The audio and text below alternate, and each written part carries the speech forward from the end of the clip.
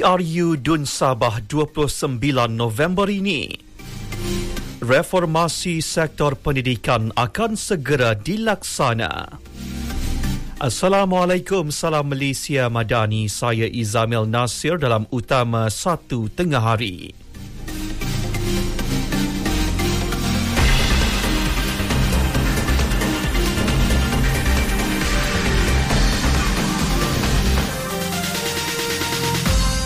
Suruhanjaya Pilihan Raya SPR menetapkan 29 November ini sebagai hari pengundian bagi Pilihan Raya Umum PRU Dewan Undangan Negeri Dun Sabah ke-17. Pengerusi SPR Datuk Seri Ramlan Harun berkata, tarikh penamaan calon pula ditetapkan pada 15 November dan tarikh pengundian awal pada 25 November. Jelas beliau, seramai 1,784,843 pengundi layak menjalankan tanggungjawab masing-masing pada PRU Dun Sabah ke-17 ini. Beliau berkata demikian pada sidang media selepas mempengerusikan mesyuarat khas bagi PRU Dun Sabah ke-17 di Kompleks Pentadbiran Kerajaan Persekutuan Sabah hari ini.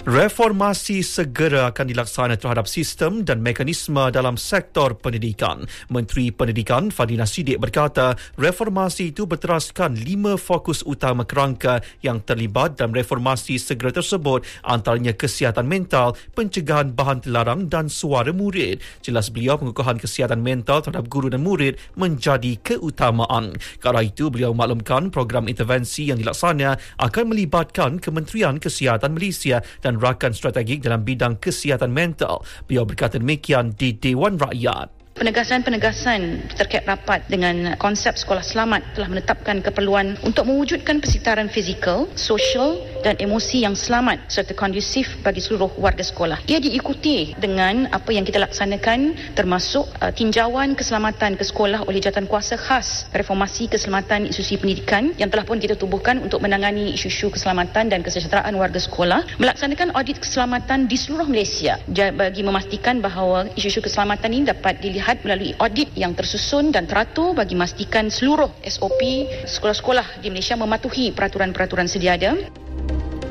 Dalam pada itu, Fadlina memaklumkan mata pelajaran pendidikan karakter akan dimasukkan dalam kurikulum baharu di sekolah. Jelas beliau, pengenalan mata pelajaran itu disifatkan amat penting dan menjadi teras ke arah membina karakter murid. Jelas beliau, KPM akan menilai semula kurikulum sedia ada dan memastikan aspek pembentukan sasiah murid diberi penekanan sewajarnya. Beliau berkata demikian ketika menjawab soalan tambahan yang dikemukakan Wakil Temerloh Salamiah Muhammad Noor. Sementara itu, individu yang terlibat kes rogol membabitkan seorang pelajar tingkatan 3 di sebuah sekolah di Alor Gajah didakwa di Mahkamah Magistrate Melaka hari ini. Jabatan Peguam Negara dalam kenyataan memaklumkan pendakwaan dibuat selepas meneliti kertas siasatan yang dikemukakan pihak polis. Dalam kenyataan sama, jabatan menegaskan pihaknya kekal komiten memastikan setiap kesalahan jenayah khususnya melibatkan mangsa kanak-kanak dan jenayah seksual ditangani dengan tegas berlandaskan undang-undang. Ini pula mengenai insiden bangunan sekolah yang terjejas akibat ribut di Teluk Panglima, Garang Selangor. Kerja-kerja pembersihan dan penilaian kerosakan sedang giat dilaksanakan di 4 sekolah yang terlibat. Kementerian Pendidikan KPM memaklumkan sekolah yang terlibat adalah Sekolah Menengah Kebangsaan Si Jangkang Jaya, Sekolah Kebangsaan Si Jangkang Jaya, Sekolah Kebangsaan Kampung Medan dan Sekolah Kebangsaan Jalan Tanjung. Menurut kenyataan KPM, usaha baik pulih akan dilaksanakan dengan segera sebaik penilaian selesai. Mengenai penularan influenza di sekolah dan tadika, Menteri Kesihatan Datuk Seri Dr. Zulkifli Ahmad menegaskan penutupan sekolah tidak boleh dilakukan secara automatik. Sebaliknya perlu melalui penilaian risiko kesihatan awam yang terperinci oleh pejabat kesihatan daerah, termasuk kadar jangkitan dalam kalangan murid dan guru serta keupayaan sekolah melaksanakan langkah kawalan. Datuk Seri Zulkifli dalam pada itu mengesahkan sebanyak 83% daripada kluster influenza membabitkan sekolah dan tadika.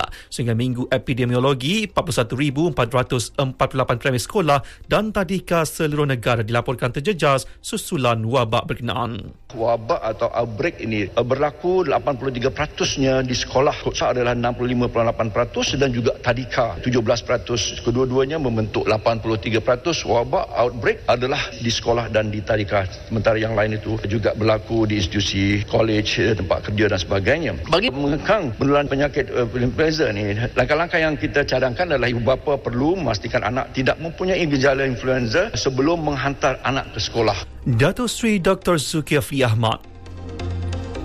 Perdana Menteri Datuk Seri Anwar Ibrahim menyampaikan Mushaf Al-Quran Tarim Riwayat Ad-Duri an Abi Amr wa Al-Basr kepada tokoh ulama besar dunia Islam Al-Habib Umar bin Muhammad bin Salim bin Hafiz hari ini. Penyampaian naskah kepada pendakwah terkemuka dari Yaman itu sebagai tanda sempurnanya projek 1 juta Al-Quran hasil inisiatif Perdana Menteri. Penyerahan Mushaf Tarim itu juga menandakan satu lagi pencapaian penting Malaysia dalam bidang penerbitan Al-Quran sekaligus mengangkat nama negara sebagai pusat pengembangan ilmu dan seni Islam pada peringkat global.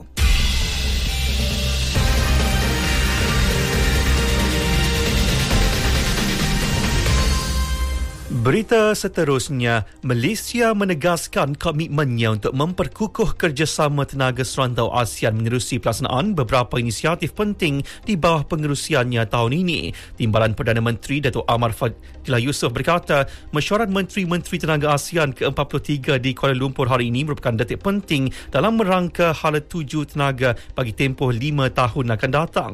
Jelas beliau, mesyuarat kali ini bukan sekadar perbincangan tetapi menjadi langkah pelaksanaan sebenar untuk memacu keselamatan tenaga dan mempercepat peralihan tenaga di ASEAN. Malaysia dah mengumumkan inisiatif pembiayaan APG bagi menarik pelaburan infrastruktur tenaga serta memacu pelaksanaan projek grid kuasa ASEAN. Pelbagai insentif cukai yang diperkenalkan bagi sektor pelancongan dan kebudayaan di bawah Belanjawan 2026 dilihat sebagai langkah strategik untuk merangsang semula pelaburan sekaligus memperkukuh kempen Tahun Lawan Malaysia 2026. Antaranya potongan cukai atas pembelanjaan layak terhad hingga RM500,000 kepada pengusaha projek pelancongan yang melakukan ubah suai dan pembaharuan premis perniagaan. Pakar Perniagaan Rekreasi dan Pemasaran Pelancongan Fakulti Perhutanan dan Alam Sekitar Universiti Putra Malaysia, Profesor Dr. Azlizam Aziz berkata, insentif potongan cukai itu memberi dorongan langsung kepada pengusaha industri. Kita ke perkembangan luar negara. Palestin bersedia dengan rancangan untuk membina semula Gaza yang musnah akibat perang. Perdana Menteri Muhammad Mustafa berkata kerajaannya bersedia meneruskan perbincangan dengan semua pihak berkaitan bagi mencapai matlamat itu. Katanya sebuah negara merdeka yang bebas daripada perang perlu ditegakkan bermula dengan pemulihan penuh kepada legitimasi nasional sekaligus membuka jalan ke arah pembentukan sebuah negara merdeka di Gaza, Tebing Barat dan Baitul Maqdis. Presiden Venezuela Nicolas Maduro menggesa Donald Trump menghentikan apa yang digelarnya sebagai rampasan kuasa CIA susulan ketegangan ketenteraan yang semakin memuncak antara kedua-dua negara. Tindakan Washington itu menunjukkan niat sebenar mereka untuk campur tangan dalam urusan dalaman Venezuela. Terdahulu Trump mengesahkan beliau telah memberi kebenaran kepada agensi perisikan pusat CIA untuk menjalankan operasi rahsia di Venezuela sekaligus menandakan peningkatan ketara dalam tekanan Washington terhadap pentadbiran Maduro. Sukan, bintang Harimau Melaya Arif Aiman Muhammad Hanafi muncul sebagai rakyat Malaysia pertama yang tercalon untuk anugerah pemain terbaik tahunan Konfederasi Bola Sepak Asia AFC. Pemain Johor Darul Takzim JDT berusia 23 tahun itu menyifatkan pengiktirafan berkenaan sebagai satu pencapaian penting serta suntikan motivasi untuk terus memperbaiki prestasi untuk kelab dan negara. Arif merupakan calon kedua dari Asia Tenggara selepas Tersak Chairman dari Thailand yang pernah tercalon pada 2003. Pemenang akan diumumkan pada anugerah AFC 2025 di Riyadh, Arab Saudi esok. Tenis, juara bertahan Jannik Sinner mara ke separuh akhir Six Kings Slam 2025 selepas menewaskan Stefanos Tsitsipas 6-2, 6-3 di Riyadh. Dia dijadualkan berdepan bintang Serbia Novak Djokovic. Pemain nombor 2 dunia itu mempamerkan aksi dominan menentang Tsitsipas yang kini jatuh ke ranking ke-24. Djokovic dan pemain nombor 1 dunia Carlos Alcaraz menerima bye ke separuh akhir. Disampaikan tajuk utama sekali lagi. PRU Dun Sabah 29 November ini. Reformasi sektor pendidikan akan segera dilaksana.